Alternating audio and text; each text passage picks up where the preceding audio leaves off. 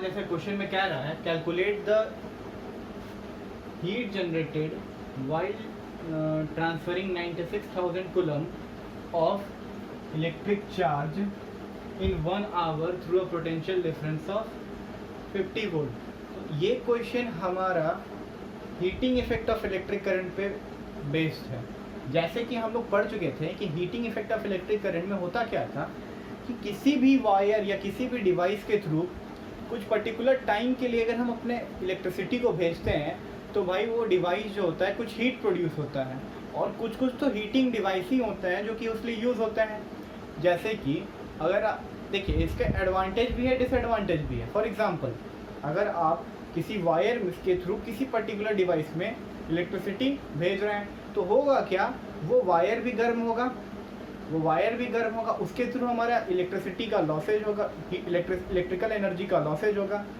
But अब in case कोई हमारा हीटिंग डिवाइस है, फॉर एग्जांपल यहाँ पे अगर इलेक्ट्रिक हीटर का बात कर रहा है, अगर मान लीजिए इलेक्ट्रिक हीटर का बात कर रहा है तो भाई वहाँ पे तो हम हीट जनरेट होने के लिए ही भेज रहे हैं। तो कुछ हीटिंग डिवाइसेस होते हैं जिनमें हम कितना हीट वो दे रहा है उसको निकालने के लिए हम इस फॉर्मूले का यूज़ करते हैं, H will be equals to I² RT। ये फॉर्मूला हमें बताता है कि भाई किसी पर्टिकुलर डिवाइस में अगर इलेक्ट्रिसिटी पास हो रहा है, पोटेंशियल डिफरेंस अप्लाई, तो heating effect of electric current से ही हम उस डिवाइस का, पर्टिकुलर डिवाइस का पता करते हैं कि भाई कितना हीट उसमें प्रोड्यूस हो रहा है। तो यहाँ ये क्वेश्चन बेसिकली हमसे वही पूछ रहा है कि एक हीट जनरेट करने मतलब कैलकुलेट द हीट जनरेटेड, तो कहाँ हीट जनरेट हो रहा है, कोई एक डिवाइस है जिसमें हम 96 कूलम का चार्ज भेज रहे हैं 1 आवर के लिए, 1 घंटा के लिए वो डिवाइस हमारा यूज़ हो रहा है और उसके अक्रॉस पोटेंशियल डिफरेंस अप्लाई किए गए हैं। तो अगर आप प्रैक्टिकली इस क्वेश्चन को समझना चाहते हैं तो क्या होगा कि यहाँ पे हमें वो बोल रहा है भाई कि मान लीजिए एक हमारा इलेक्ट्रिक हीटर है, उसके अक्रॉस हमने क्या किया है भाई कि एक पोटेंशियल डिफरेंस को अप्लाई किया है, और वो पोटेंशियल है 50 वोल्टेज का पोटेंशियल है। और हो क्या रहा है हमारे साथ कि जब ये चार्ज जा रहा है, यहाँ पे क्या कर रहा है वो क्वेश्चन थोड़ा सा घुमा कैसे रहा है, वो बोल रहा है चार्ज जा रहा है, बट हमने ओम्स लॉ में ये पढ़ा था कि जहाँ भी पोटेंशियल डिफरेंस होगा वहाँ क्या होगा, करंट होगा। तो वो चार्ज दे चुका है हमें कितना, 96,000 कूलम, एंड हमें टाइम दे दिया है 1 आवर के लिए। कितना आवर के लिए भाई, 1 आवर के लिए। तो यहाँ होगा क्या कि हम सबसे पहले अब करंट निकालेंगे, उसके बाद क्वेश्चन को फर्दर सॉल्व करेंगे। यहाँ पे देखिए, और हीट निकालने के लिए हमारे पास एक छोटा सा फॉर्मूला भी था, जैसे कि ये फॉर्मूला हो गया H is equals to I² RT। But अगर इसको आगे आप सॉल्व करते हैं, I इज इक्वल्स टू क्या होता है, V² अपॉन R², और इसे हम क्या कर सकते हैं कि यहाँ पे I² को वैसे छोड़ दीजिए, R को चेंज कर दीजिए, V/I into time taken.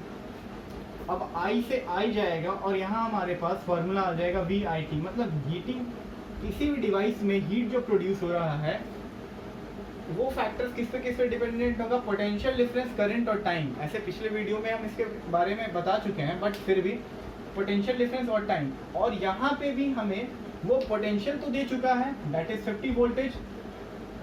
Current हमें निकालने बोल रहा है, जो कि हम निकाल लेंगे चार्ज अपॉन टाइम टेकन से। और हमारे पास टाइम तो है ही, टाइम कितना है हमारा, 1 our.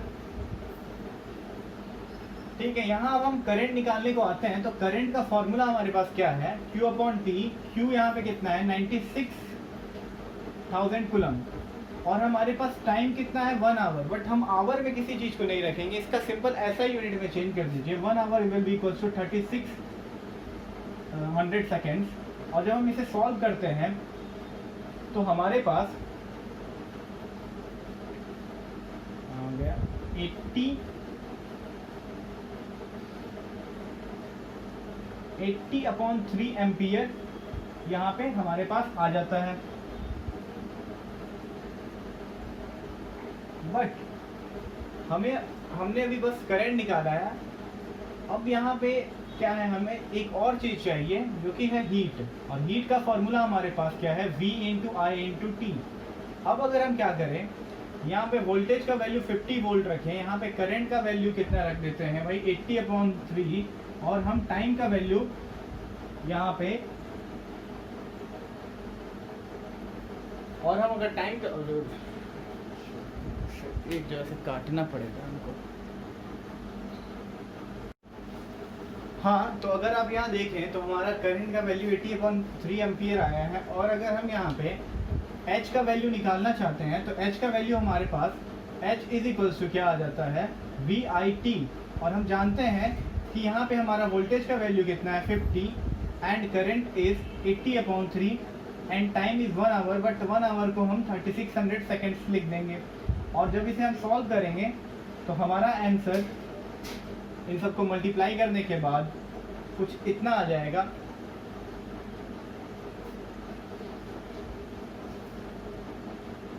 That is 4.8 into 10⁶ joule. आप इसे सॉल्व करके जरूर देख लीजिएगा, सिंपल कैलकुलेशन है।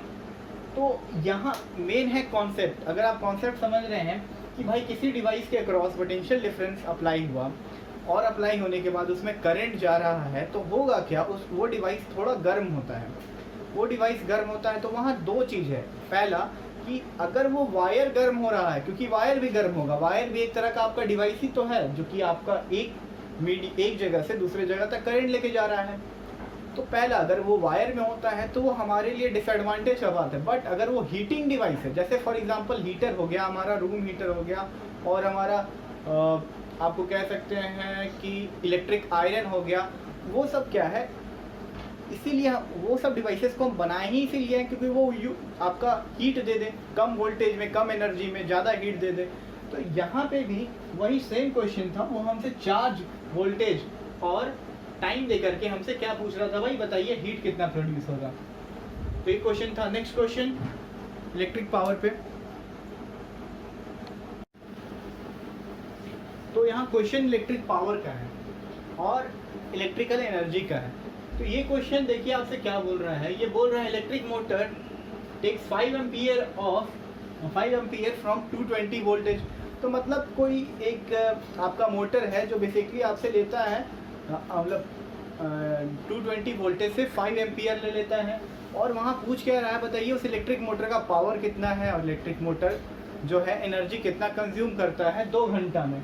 ये एनसीईआरटी क्वेश्चन यहाँ पे खत्म हुआ। बट नेक्स्ट क्वेश्चन में आपसे अगर एग्जामिनर पूछ दे कि अगर आपको बताना हो कि अगर हम 1 जूल का 5 रुपया ले रहे हैं, तो आपसे पूछा जा सकता है कि बताइए अगर वो इलेक्ट्रिक मोटर जो है 2 घंटा, अगर हर एक 2 घंटा, मतलब एक दिन में 2 घंटा चलता है, तो बताइए 30 दिन में कितना रुपया किसी इंसान को देना पड़ सकता है।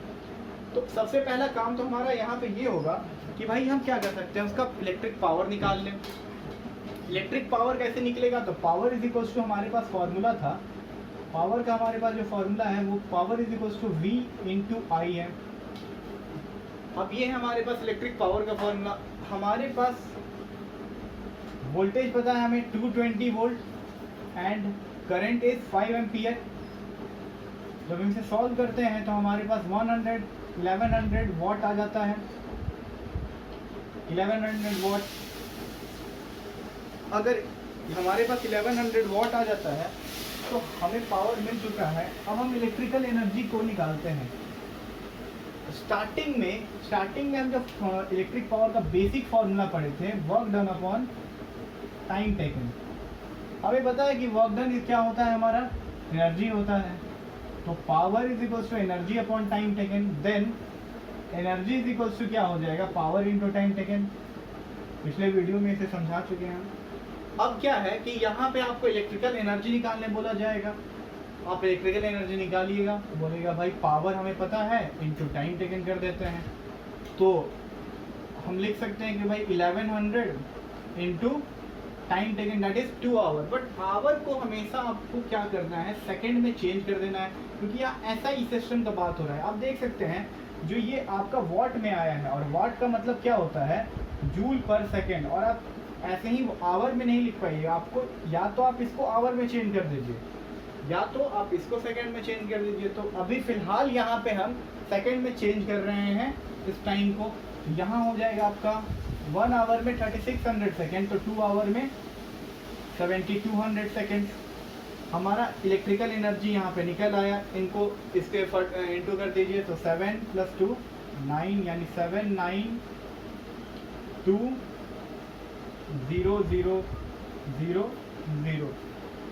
ये हमारा इलेक्ट्रिकल एनर्जी आ गया, और ये आपका जूल में आया है। क्यों? क्योंकि देखिए, अगर आप यहाँ देखिए तो यहाँ कहीं वॉट हुआ होगा और यहाँ एक सेकेंड हुआ होगा। अब इसे पूरा को, इस वॉट और सेकेंड को आप यहाँ लिख लीजिए। हमें पता है वॉट इज जूल पर सेकेंड, और ये सेकेंड है, सेकेंड से सेकेंड कट गया, तो ये जूल में हमारा आंसर आ गया। ये इलेक्ट्रिकल एनर्जी आया। बट क्वेश्चन यहाँ पे एनसीईआरटी खत्म हो जाता है। अब आगे क्वेश्चन जो आता है वो आपसे क्या पूछ रहा है कि भाई हम 5 रुपये लेंगे अगर 1 जूल आप खर्च करते हो अपने घर में। तो आपके घर में मान लीजिए एक मोटर है, फिलहाल अभी घर पे एक मोटर है, वो मोटर आपका एनर्जी कितना ले रहा है भाई, जूल ले रहा है इन 2 आवर्स। यहाँ पे जो हम एनर्जी निकालेंगे, ये 2 घंटा में कितना एनर्जी निकाल रहे हैं, एनर्जी लेता है। अब आगे क्या होता है कि बोलता है कि ये डिवाइस हर एक दिन 2 ही घंटा चलता है, और ये कितना डेज तक चल रहा है भाई, 30 डेज तक। तो हम यहाँ कह सकते हैं हमारा टोटल एनर्जी थोड़ा ज़्यादा आएगा, क्योंकि एक दिन का थोड़ी ले रहे हैं हम यहाँ पे, तो 30 दिन का ले रहे हैं। 30 दिन के लिए 7920 × 30। अब ये हमारा आ गया टोटल एनर्जी। बट फिर क्वेश्चन बोलता है कि नहीं, आपका जो टोटल एनर्जी है, अब मान लीजिए हमारा टोटल एनर्जी आया, अब वो बोलता है कि भाई 1 जूल पे हम ले रहे हैं 5 रुपया, x जूल पे कितना लेंगे, 5x, ₹5x। अब यहाँ वो बोल रहा है भाई हमारा कितना है, 792 × 10⁴ जूल पे कितना, यानी 5 × 792 × 10⁴ जूल, सॉरी रुपीज़। तो हमारा कॉस्ट कितना आ जाएगा, 5 × टोटल एनर्जी, और हमारा टोटल एनर्जी कितना है, 5 × 792 × 10। अच्छा, टोटल एनर्जी हमारा × 30 है, तो यहाँ × 30 कर देते हैं, और एक 10⁴ × 30। ठीक है। अब जब इसे आप मल्टीप्लाई करते हैं तो हमारे पास कुछ ऐसा वैल्यू आपके पास आ जाएगा, ₹1188 × 10⁶। मतलब उस इंसान को 30 दिन के अंदर इतना रुपीस अगले को देना होगा। हाँ, तो हमारा वैल्यू अगर इतना आ जाता है तो हमसे क्या पूछे, बोलेगा भाई लास्ट में कि भाई, इसका कहने का मतलब ये है कि इतना रुपया तो आपको देना होगा। प्रैक्टिकली ये पॉसिबल नहीं है कि इतना रुपया देना हो, क्योंकि हमारा जो एनर्जी कैलकुलेट होता है, जैसे मैं बताया कि भाई किलोवाट आवर में होता है, यानी 1 यूनिट में होता है, और यूनिट बिगर यूनिट है एनर्जी को नापने का। तो ठीक है, ये तो वैल्यूज है, बट आप कॉन्सेप्ट पे जाइए कि भाई यहाँ क्या रहा है कि अगर आपको एनर्जी दे दिया जाए, अगर आपको कॉस्ट पर यूनिट दे दिया जाए, और आपसे अगर पूछ लिया जाए कि भाई 30 डेज के अंदर कितना आपका टोटल कॉस्ट बनेगा, तो आपको ऐसे ही सॉल्व करना होगा। ठीक है। अब हमारा नेक्स्ट चैप्टर स्टार्ट हो जाएगा, जो कि magnetic effect of electric current है। अब हम अगला चैप्टर उसे ट्राई करेंगे समझने का। Thank you.